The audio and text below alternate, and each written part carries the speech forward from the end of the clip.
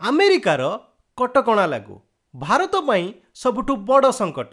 ଶସ୍ତା ତେଲ କ'ଣ ବନ୍ଦ ହେବ? ଆରମ୍ଭ ହେଲା କି କୋଲ୍ଡ ୱାର୍ 2.0।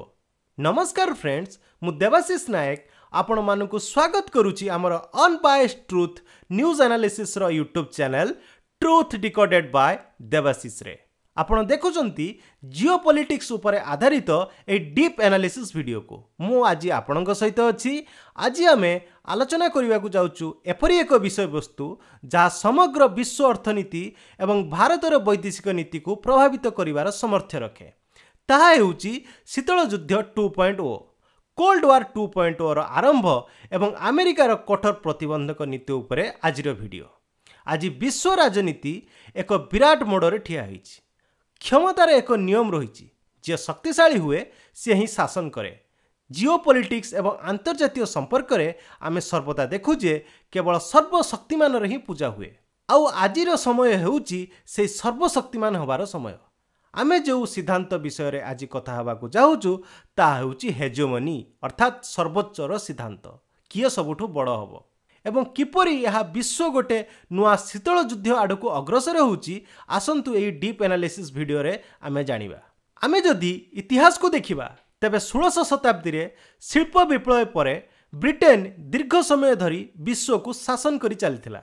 ତା ପୂର୍ବରୁ ଭାରତ ବିଶ୍ୱ ଅର୍ଥନୀତିର ଏକ ତୃତୀୟାଂଶ ଅଂଶ ହୋଇଥିବାରୁ ଏହାକୁ ସେ ନିୟନ୍ତ୍ରଣ କରୁଥିଲା ଏବଂ ଶାସନ କରୁଥିଲା। କିନ୍ତୁ ଦ୍ୱିତୀୟ ବିଶ୍ୱଯୁଦ୍ଧ ପରେ ବ୍ରିଟେନ ଦୁର୍ବଳ ହେବାକୁ ଲାଗିଲା। ଦୁଇଟି ଶକ୍ତି ଉଦ୍ଭବ ହେଲେ, ଗୋଟିଏ ହେଉଛି ଆମେରିକା ଅର୍ଥାତ୍ ୟୁଏସ୍ଏ, ଅନ୍ୟଟି ହେଉଛି ସୋଭିଏତ ୟୁନିୟନ ଅର୍ଥାତ୍ ୟୁଏସ୍ଏସ୍ଆର୍। ଏହି ଦୁଇ ଶକ୍ତି ମଧ୍ୟରେ ଯେଉଁ ପ୍ରତିଯୋଗିତା ଆରମ୍ଭ ହେଲା, ଯେଉଁଥିରେ ସେନା ବା ଅସ୍ତ୍ରଶସ୍ତ୍ର ବ୍ୟବହାର ନକରି କେବଳ କୂଟନୀତି, ଅର୍ଥନୀତି ଏବଂ ସଫ୍ଟ ପଲିସିର ଉପଯୋଗ କରାଗଲା, ତାହାକୁ ଆମେ ଶୀତଳ ଯୁଦ୍ଧ ଅର୍ଥାତ୍ କୋଲ୍ଡ ୱାର୍ର ନାମ ଦେଲୁ। 1991 ପର୍ଯ୍ୟନ୍ତ ଏହି ଶୀତଳ ଯୁଦ୍ଧ ଚାଲିଥିଲା। ଯେତେବେଳେ ୟୁଏସ୍ଏସ୍ଆର୍ର ବିଘଟନ ହେଲା, ସେତେବେଳେ ସାରା ବିଶ୍ୱ ଗ୍ରହଣ କରିନେଲା ଯେ ରୁଷିଆ ଅର୍ଥାତ୍ ପୂର୍ବରୁ ଯେଉଁ ୟୁଏସ୍ଏସ୍ଆର୍ ଦୁର୍ବଳ ହୋଇସାରିଛି ଏବଂ ଆମେରିକା ସମଗ୍ର ବିଶ୍ୱର ବସ୍ ଅର୍ଥାତ୍ ସୁପର ପାୱାର ବନିସାରିଛି। ଦୀର୍ଘ ସମୟ ଧରି ଆମେରିକାର ଏହି ବାଦଶାହତ ଚାଲିଲା। ଆମେରିକା ଅର୍ଥନୀତି ଶକ୍ତିଶାଳୀ ଥିବାରୁ ଅଧିକାଂଶ ବାଣିଜ୍ୟ ଡଲାରରେ ହେଉଥିଲା, ଯାହାକି ଆମେରିକାର ନିୟନ୍ତ୍ରଣରେ ଥିଲା। କିନ୍ତୁ ବର୍ତ୍ତମାନର ପରିସ୍ଥିତି ବଦଳୁଛି। ଆମେରିକା ଧୀରେ ଧୀରେ ନିଜର ଶକ୍ତି ହରାଉଛି। ଭାରତ ଏବଂ ଚୀନ ଭଳି ବିକାଶଶୀଳ ରାଷ୍ଟ୍ରମାନେ ତାକୁ ପଛରେ ପକାଇବାକୁ ପ୍ରସ୍ତୁତ ହେଉଛନ୍ତି। ଆମେରିକାର ଅର୍ଥନୀତି ଏବେ ବଡ଼ ଥିଲେ ମଧ୍ୟ ଚୀନ ତାକୁ କଡ଼ା ଟକ୍କର ଦେଉଛି ଏବଂ ଏହି ସମୟରେ ଆମକୁ ଶୀତଳ ଯୁଦ୍ଧ 2.0 ଆରମ୍ଭ ହେବାର ସଂକେତ ମିଳୁଛି। ବର୍ତ୍ତମାନ ଆମେରିକା ପୁନର୍ବାର ନିଜର ହେଜୋମନି ସ୍ଥାପନ କରିବାକୁ ଚାହୁଁଛି, କିନ୍ତୁ ତାର ପାଦ ଦୋହଲୁଛି। ତେଣୁ ଆମେରିକା ରାଷ୍ଟ୍ରପତି ଡୋନାଲ୍ଡ ଟ୍ରମ୍ପଙ୍କ ପ୍ରଶାସନ ରୁଷିଆ ଏବଂ ୟୁକ୍ରେନ ମଧ୍ୟରେ ଚାଲିଥିବା ଯୁଦ୍ଧକୁ ବନ୍ଦ କରିବାକୁ ଚାହୁଁଛି, କାରଣ ଏହା ବନ୍ଦ ହେଲେ ଆମେରିକା ପୁଣି ଥରେ ନମ୍ବର 1 ହେବ ଏବଂ ପ୍ରମାଣିତ ହେବ ଯେ ସିଏ ସବୁଠୁ ସୁପର ପାୱାରଫୁଲ୍। ଅନ୍ୟପକ୍ଷରେ ରୁଷିଆ ଏହି ଯୁଦ୍ଧକୁ ବନ୍ଦ କରିବାକୁ ଚାହୁଁନାହିଁ, କାରଣ ଏହା କଲେ ରୁଷିଆ ଦୁର୍ବଳ ସାବ୍ୟସ୍ତ ହେବ। ତେବେ ନମ୍ବର 1 କିଏ ହେବ, ଏହାକୁ ପ୍ରମାଣିତ କରିବା ପାଇଁ ଟ୍ରମ୍ପ ପ୍ରଶାସନ ରୁଷିଆ ବିରୁଦ୍ଧରେ ଅତିରିକ୍ତ ଆର୍ଥିକ ପ୍ରତିବନ୍ଧକ ଲଗାଇବାକୁ ପ୍ରସ୍ତୁତ କରୁଛି। ଏହି ପ୍ରତିବନ୍ଧକ ଗୁଡ଼ିକ ମୁଖ୍ୟତଃ ରୁଷିଆର ତେଲ ଅର୍ଥାତ୍ ଅଏଲ୍ ରିଫାଇନାରୀ, ବ୍ୟାଙ୍କିଂ କ୍ଷେତ୍ରକୁ ଟାର୍ଗେଟ୍ କରିବ। ଏବେ ଆସନ୍ତୁ ଜାଣିବା ବିଶେଷ ପ୍ରତିବନ୍ଧକ ଗୁଡ଼ିକ କ'ଣ। ଅକ୍ଟୋବର 22, 2025ରେ ଟ୍ରମ୍ପ ପ୍ରଶାସନ ରୁଷିଆର ଦୁଇଟି ବୃହତ୍ତମ ତୈଳ କମ୍ପାନୀ ଲୁକ୍ ଅଏଲ୍ ଏବଂ ରୋଜନେଫ୍ଟ ଉପରେ ନୂଆ ପ୍ରତିବନ୍ଧକ ଲଗାଇଛନ୍ତି। ଯଦି ରୁଷିଆର ତେଲ ରପ୍ତାନି ବନ୍ଦ ହୋଇଯାଏ, ତେବେ ରୁଷିଆର ଅର୍ଥନୀତି ସମ୍ପୂର୍ଣ୍ଣ ଭୁଷୁଡ଼ି ପଡ଼ିବ। ରୁଷିଆର ଅର୍ଥନୀତି ମୁଖ୍ୟତଃ ଦୁଇଟି ଜିନିଷ ଉପରେ ନିର୍ଭର କରେ।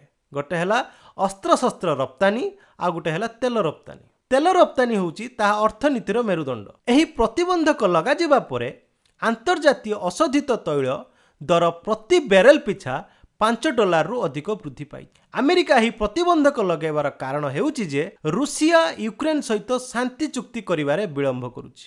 ଡୋନାଲ୍ଡ ଟ୍ରମ୍ପ ନିଜକୁ ବିଶ୍ୱ ଶାନ୍ତି ନିର୍ମାତା ଅର୍ଥାତ୍ ଗ୍ଲୋବାଲ ପିସ୍ ମେକର ଭାବରେ ନିଜକୁ ଦର୍ଶାଇବାକୁ ଚାହୁଁଛନ୍ତି। ସେ ଚାହୁଁଛନ୍ତି ଯେ ତାଙ୍କୁ କୌଣସି ପ୍ରକାରରେ ବି ଗୋଟେ ନୋବେଲ ପୁରସ୍କାର ମିଳିଯାଉ, ଯେଉଁଟାକି ତାଙ୍କୁ ଏଥର ମିଳିଲାନି। ଫିର୍ ବି ସେ ଲାଗିଛନ୍ତି ନେକ୍ସଟ ଟାଇମକୁ ଯେମିତି ବି ଆଟଲିଷ୍ଟ ମୋତେ ନୋବେଲ ପୁରସ୍କାର ମିଳିଯାଉ। ଜଣା ନାହିଁ ସେ ନୋବେଲ ପୁରସ୍କାରରେ କ'ଣ ହେବ ତାଙ୍କର, କିନ୍ତୁ ସେ ଆସିଲା ଦିନଠୁ ଲାଗିକି ରହିଛନ୍ତି ମୋତେ ବାକି ଗୋଟେ ନୋବେଲ ପୁରସ୍କାର ମିଳିଯାଉ। ଏହା ତାଙ୍କର ରାଜନୀତିକୁ ଚମକେଇବାର ଏକ କୌଶଳ ମଧ୍ୟ ହୋଇପାରେ। ଆମେରିକା ଏବଂ ୟୁରୋପର ମନୋଭାବ ଅତ୍ୟନ୍ତ କଠୋର। ଆମେରିକା ୟୁରୋପୀୟ ଦେଶମାନଙ୍କୁ କହିଛି ଯେ ସେମାନେ ରୁଷିଆର ଯେଉଁ ସମ୍ପତ୍ତିକୁ ଫ୍ରିଜ୍ ଅର୍ଥାତ୍ ଫ୍ରୋଜେନ୍ ରୁଷିଆନ୍ ଆସେଟ୍ କରି ରଖିଛନ୍ତି ତାକୁ ୟୁକ୍ରେନ୍ ପାଇଁ ଆମେରିକୀୟ ଅସ୍ତ୍ରଶସ୍ତ୍ର କିଣିବାରେ ବ୍ୟବହାର କରନ୍ତୁ। ଆମେରିକା ନିଜ ଦେଶରେ ଥିବା ରୁଷୀୟ ପାଣ୍ଠିକୁ ୟୁକ୍ରେନ୍କୁ ଦେବା ପାଇଁ ମଧ୍ୟ ବିଚାର କରୁଛି। ଏହି ସମସ୍ତ ପଦକ୍ଷେପ ସ୍ପଷ୍ଟ ଭାବରେ ଦର୍ଶାଉଛି ଯେ ଶୀତଳ ଯୁଦ୍ଧ 2.0 ଆଉ ଶୀତଳ ନ ରହି ଏବେ ଉଷ୍ମ ଯୁଦ୍ଧ ଆଡ଼କୁ ଯାଉଛି। ଆମେରିକାର ମୁଖ୍ୟ ଉଦ୍ଦେଶ୍ୟ ହେଉଛି ନିଜ ଅର୍ଥନୀତିକୁ ପୁନର୍ଜୀବିତ କରିବା, ଉତ୍ପାଦନ ବୃଦ୍ଧି କରିବା ଏବଂ ବିଶ୍ୱରେ ନିଜର ଦବଦବାକୁ ବିଜୟ ରଖିବା। ରୁଷିଆ ପକ୍ଷରୁ କିରିଲ୍ ଦ୍ରିମିତ୍ଭେଭ୍ କହିଛନ୍ତି ଯେ ଆମେରିକା ରୁଷିଆ ଏବଂ ୟୁକ୍ରେନ୍ର କୂଟନୈତିକ ସମାଧାନ ନିକଟତର ହେଉଛି, କିନ୍ତୁ ୟୁକ୍ରେନ୍ ଚାହୁଁଛି ଯେ ରୁଷିଆର ଯୁଦ୍ଧ ମେସିନ୍କୁ ଭାଙ୍ଗିବା ହିଁ ଯୁଦ୍ଧ ଶେଷ କରିବାର ସବୁଠୁ ମାନବୀୟ ଉପାୟ। ୟୁକ୍ରେନ୍ ଆମେରିକାକୁ ଅନୁରୋଧ କରିଛି ଯେ ରୁଷିଆକୁ ଡଲାର ପ୍ରଣାଳୀରୁ ସମ୍ପୂର୍ଣ୍ଣ ରୂପେ ଅଲଗା କରାଯାଉ। ଏହି ସଙ୍କଟ ସିଧାସଳଖ ଭାରତ ପାଇଁ ଏକ ବଡ଼ ଆହ୍ୱାନ ସୃଷ୍ଟି କରିଛି। ଆମେରିକା ପ୍ରତିବନ୍ଧକ ଲଗାଇଲେ ଭାରତକୁ ଏକ ସନ୍ତୁଳିତ କୂଟନୀତିରେ ଚାଲିବାକୁ ପଡ଼ିବ।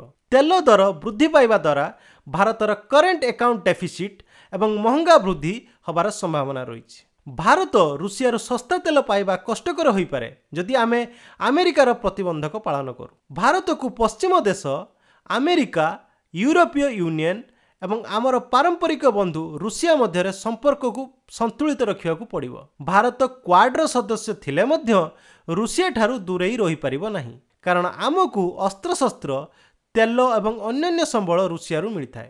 ବର୍ତ୍ତମାନ ଭାରତ ଏବଂ ଚୀନ ଭଳି ବଡ଼ ବଡ଼ ଗ୍ରାହକମାନେ ତେଲ ପାଇଁ ଅନ୍ୟ ବିକଳ୍ପ ଖୋଜୁଛନ୍ତି, କିନ୍ତୁ ଭାରତ, ଚୀନ ଏବଂ ରୁଷିଆ ଏକ ମେଣ୍ଟ ଗଠନ କରି ଆମେରିକାକୁ ମୁକାବିଲା କରିବା ପାଇଁ ପରସ୍ପରକୁ ସମର୍ଥନ କରିବା ପାଇଁ ଉଚିତ ହେବ ବୋଲି କିଛି ବିଶ୍ଳେଷକ ମତ ଦେଇଛନ୍ତି। ଏହି ସଙ୍କଟ ବିଶ୍ୱସ୍ତରରେ ଅନେକ ପ୍ରଭାବ ପକାଇବ। ଯେଉଁ ମଲ୍ଟିପୋଲାର ୱାର୍ଲଡ ବିଷୟରେ ଗଠନ ହେବ ବୋଲି କୁହାଯାଉଥିଲା ତାହା ଏବେ ପୁନର୍ବାର ୟୁନିପୋଲାର ଅର୍ଥାତ୍ ଆମେରିକା କେନ୍ଦ୍ରିତ ହେବାର ଆଶଙ୍କା ଦେଖାଯାଉଛି। ଏବେ ଆମେରିକା ରୁଷିଆ ଆଉ ଚୀନ ମଧ୍ୟରେ ଥିବା ଆର୍ଥିକ ଗଠବନ୍ଧନକୁ ଭାଙ୍ଗିବାକୁ ଚାହୁଁଛି। ରୁଷିଆ ଉପରେ ଚାପ ପକାଇ ଆମେରିକା ନାଟୋର ଭୂମିକାକୁ ପୁନର୍ବାର ମଜବୁତ କରିବାକୁ ମଧ୍ୟ ଚାହୁଁଛି। ପ୍ରତିବନ୍ଧକ ଯୋଗୁଁ ରୁଷିଆର ଡିଜିଟାଲ ମୁଦ୍ରା କିମ୍ବା ୟୁଏନ୍ ଆଧାରିତ ପେମେଣ୍ଟ ପ୍ରଣାଳୀ ଆଡ଼କୁ ଝୁଙ୍କିପାରେ। ଯେତେବେଳେ ପ୍ରତିବନ୍ଧକ ଲାଗୁ ହୁଏ ସେତେବେଳେ ପ୍ରତ୍ୟେକ ବସ୍ତୁର ମୂଲ୍ୟ ମଧ୍ୟ ବୃଦ୍ଧି ପାଏ, ଯାହା ସାଧାରଣ ନାଗରିକ ଜୀବନକୁ ପ୍ରଭାବିତ କରେ। ଏହାକୁ ସାଙ୍କସନ୍ ଅଫ୍ ଏଥିକ୍ସ ବା ପ୍ରତିବନ୍ଧକ ନୈତିକତା କୁହାଯାଏ। ୟୁକ୍ରେନ୍ରେ ହଜାର ହଜାର ନାଗରିକଙ୍କ ମୃତ୍ୟୁ ଏବଂ ବିସ୍ଥାପନ ଘଟିସାରିଛି। ଏବେ ସମଗ୍ର ବିଶ୍ୱ ପାଇଁ ସବୁଠୁ ବଡ଼ ପ୍ରଶ୍ନ ହେଉଛି ଯେ କେବେ ପର୍ଯ୍ୟନ୍ତ ଆମେ ଆମେରିକାର ଚାପକୁ ସହାୟ କରି ଚାଲିବା। ଭାରତକୁ ଏକ ମଧ୍ୟ ମିଡିଲ୍ ପାଥ୍ ଆପଣେଇବାକୁ ପଡ଼ିବ। ଏ ବିଶାଳ କୂଟନୈତିକ ସଙ୍କଟର ସମାଧାନ ଖୋଜିବା ପାଇଁ ଭାରତ, ଚୀନ ଏବଂ ରୁଷିଆ ଭଳି ଦେଶକୁ ଏକାଠି ହେବାକୁ ପଡ଼ିବ। ତେବେ ଆଜିର ଡିପ୍ ଆନାଲିସିସ୍ ଭିଡ଼ିଓ ଆପଣଙ୍କୁ କେମିତି ଲାଗିଲା ଆମକୁ କମେଣ୍ଟ ମାଧ୍ୟମରେ ନିଶ୍ଚିତ ଜଣାନ୍ତୁ। ଆଉ ଯଦି ଭିଡ଼ିଓ ଭଲ ଲାଗିଛି ଭିଡ଼ିଓକୁ ଲାଇକ୍ ଏବଂ ଚ୍ୟାନେଲକୁ ସବସ୍କ୍ରାଇବ୍ କରିବାକୁ ଜମା ବି ଭୁଲନ୍ତୁନି। ଧନ୍ୟବାଦ। ପୁଣି ଦେଖା ହେବ ନେକ୍ସଟ ଭିଡ଼ିଓରେ। ଖୁସିରେ ରୁହନ୍ତୁ, ମସ୍ତ ରୁହନ୍ତୁ। ଜୟ ହିନ୍ଦ, ଜୟ ଜଗନ୍ନାଥ।